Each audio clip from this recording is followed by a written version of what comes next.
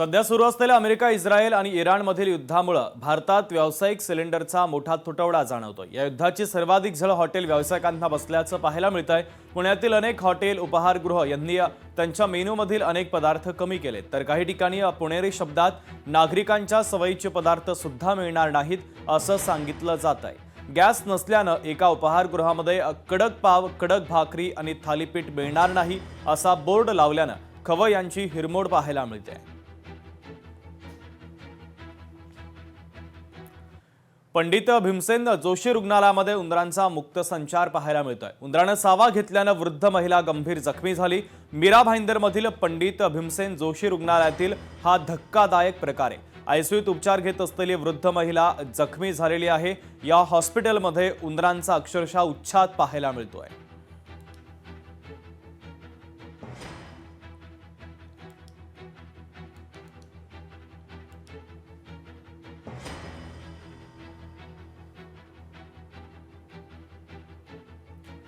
पंडित भीमसेन जोशी रुग्णालयामध्ये उंदरांनी धुडगूस घातला। उंदरानं कुरतडल्यानं उपचार घेत असलेली वृद्ध महिला जखमी झाली, तर प्रशासनाचा अनागोंदी कारभार उघडकीस आलाय।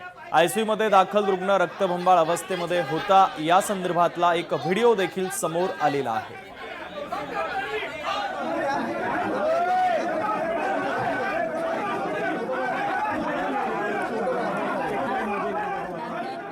बघा, डेपो हॉस्पिटलमध्ये असे वारंवार घटना घडत आहेत। या ठिकाणी आज त्या बाईच्या बेडवर चढून आज उंदरांनी त्याला चावलंय, मोठी जखम झाली आहे, मोठं त्याला ब्लिडिंग झालंय। असं नेग्लिजन्स आहे। 4थ्या माळ्यावर विचार करा, उंदीर पोहोचलाय 4थ्या माळ्यावर।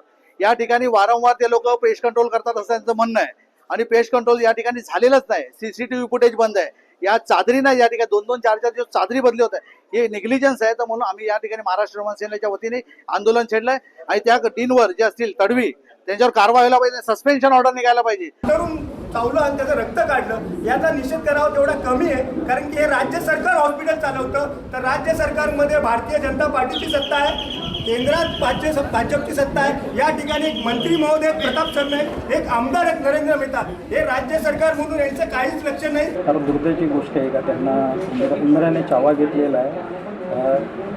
ॲक्च्युली काय झालं आहे, बाजूचा आजूबाजूला कन्स्ट्रक्शन चालू असल्यामुळे उंदरांचा प्रादुर्भाव हॉस्पिटलमध्ये वाढलेला आहे। मी प्रत्येक आठवड्याला पेस्ट कंट्रोल ऑफिसर विथ उंदरांना मारण्याच्या औषधाची फवारणी करत आहे। तरीही उंदरं आहेत हे मी मान्य करतो, उंदरं आहेत, परंतु त्याचा बंदोबस्तसुद्धा आपण आता करत आहोत।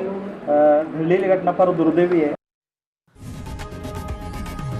लोकशाही मराठी ऐका, पहा, जागरूक रहा।